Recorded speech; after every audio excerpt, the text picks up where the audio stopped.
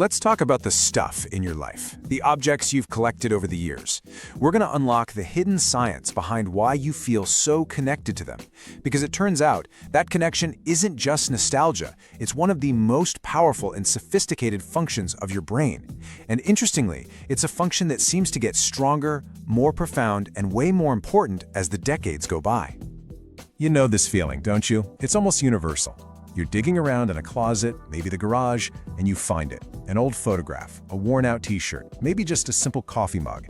And the second you touch it, boom. You're not just remembering a moment, you are right back there. The feelings, the sounds, even the smells, they come flooding back so fast it can actually take your breath away. Now this isn't just being sentimental. This is a very real, very complex neurological event. And understanding it, well, it can change everything about how you see your home, your history, and even yourself. So here's our roadmap for this journey. We'll start by digging into the hidden truth about our stuff. Then we'll get into the fascinating science of what's actually happening in your brain. From there, we'll talk about how you can become the active curator of your own memories, and I'll give you a practical tool called the Master Key Protocol. Finally, we'll wrap up by looking at this whole thing as a sign of wisdom, and I'll leave you with a simple choice to get started. Okay, so first things first, let's solve the mystery of that tidal wave of emotion. For so many years, we've kind of been told that this deep attachment to our things is, well, just being sentimental. Or worse, that it's a sign you're stuck in the past, that you can't let go. But modern neuroscience, it tells a completely different and, frankly, a much more empowering story. This right here, this is a huge mindset shift. The old way of thinking dismisses our feelings as sentimentality and our actions as just clinging to stuff. But the new truth, the one that's actually backed by science, sees it for what it is: neurological hardware access. You're not clinging to junk, you are protecting master keys. These aren't just things, think of them as physical access points to the incredible, sprawling network that is your own mind. And there's a scientific term for this, an environmental engram. The best way to think of it is like a password. Your brain has saved countless high-definition files of your life experiences. You know, the pure joy of a wedding, the pride of watching a child graduate, the simple comfort of your old family home. Well, an environmental engram is the physical password. It's the double click that opens that file and lets you feel it all again in vivid detail. Without that password, that file, maybe even a whole chapter of your life, could stay locked away. Okay, so we have this new name for our special objects, environmental engrams. But how does it actually work? How does a simple object pull this off? Let's take a look under the hood, at the mechanics inside your brain. You know, our brain is incredibly smart, but it's also kind of lazy, in a good way. It's all about saving energy. So it uses a process called context-dependent retrieval. Basically, instead of keeping every single memory active and running in-house 24/7, it outsources the trigger. It creates a shortcut and links that memory to something in your physical environment. That old book on the shelf isn't just a book, it's a shortcut to the memory of that amazing summer you read it, who gave it to you, and exactly how you felt. Your home, your environment, literally becomes an external hard drive for your mind.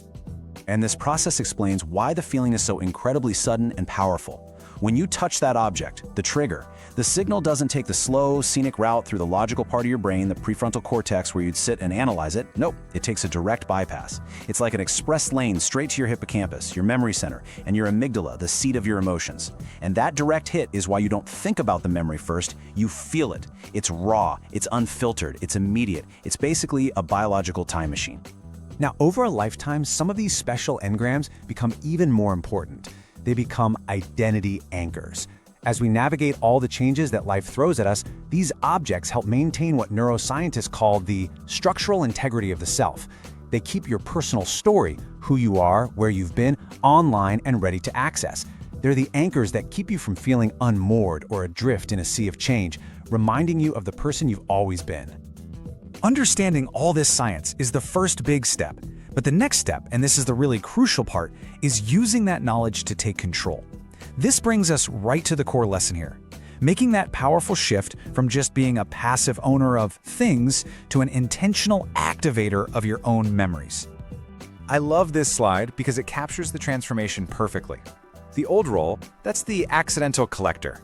We just accumulate things, right? And before we know it, our homes can feel like warehouses of disorganized clutter. But the new power is becoming a sovereign curator. You stop seeing clutter and you start seeing a collection of emotional stimuli.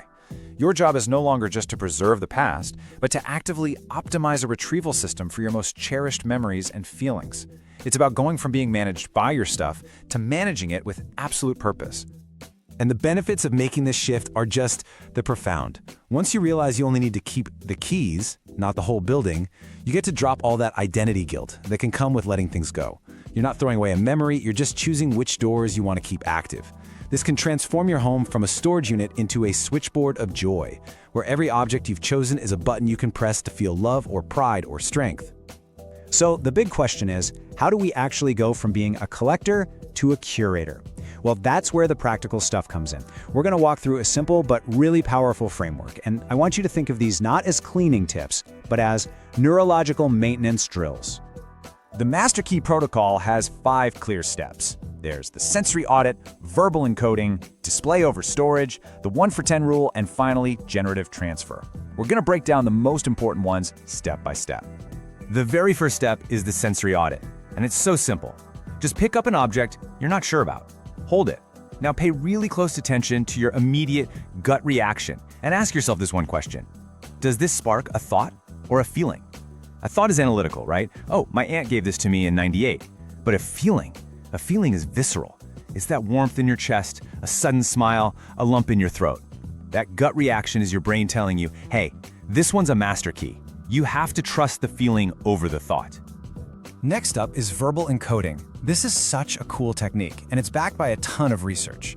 When you find a master key and you tell its story, either out loud to someone or just by writing it down, you're doing something really powerful inside your brain. You're taking a memory that's stored in one part of your brain and you're actively connecting it to the language centers in another part. This process literally strengthens and locks in that neural pathway. It makes the link between the object and the memory even stronger and easier to access down the road. Now, the 1 for 10 rule is probably your most powerful tool for decluttering without feeling any sense of loss. Think about an entire era of your life, maybe college or your first job or when the kids were little. You don't need 10 boxes of random stuff to remember it. You just need one single, powerful master key. That one potent object, the trophy, the baby blanket, that special award, can unlock the feelings of that whole period way more effectively than 10 lesser things that just create neurological noise. Find the one, and you can give yourself permission to let go of the 10. You see, using this protocol isn't really about organizing your house. It's about honoring your life. And that brings us to a final, really important shift in perspective. It's about finally recognizing the profound wisdom that's embedded in the very walls you live in. I want you to just let this sink in for a second. For so long, so many of us have felt that this deep emotional tie to our things was some kind of character flaw. It's not. It is the absolute opposite. It is the hallmark of a brain that has been paying attention, a mind that has spent decades successfully encoding rich, meaningful experiences. That feeling is the symphony of a life deeply lived, and your ability to feel it is a sign of health and of power. So this is your new job title. You are not a hoarder, you are not too sentimental, you are a master of integration. You have spent a lifetime building this incredible, personal, world-class museum of meaning. And right now, you are its chief curator. You have all the wisdom and all the authority you need to decide which exhibits get the spotlight and which ones can be respectfully retired to the archives. And that brings us right to the end, where all these big ideas come together into one final, simple action. This isn't about some massive, overwhelming weekend purge. It's about starting with a single, conscious choice. This is the core idea of everything we've just talked about. The object is just the doorway. It's the key, it's the trigger.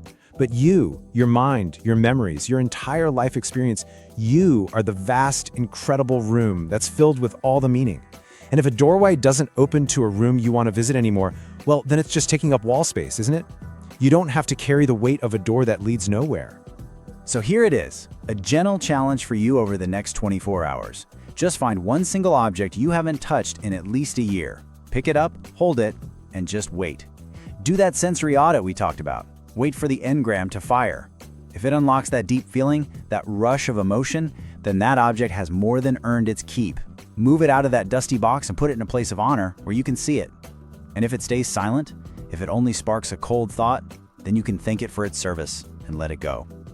Ultimately, this whole thing is about what we could call cognitive sovereignty, taking conscious control of your mental and emotional world. Your objects really are the physical passwords to your own history. So I challenge you to start today, choose just one, and try that verbal encoding technique. Just tell its story. That small act is the first step toward real cognitive continuity, giving you that calm confidence that your most important memories are safe and always within reach. So audit the triggers, clear the path, and lead your life with the sovereignty you've more than earned. Thanks for joining me.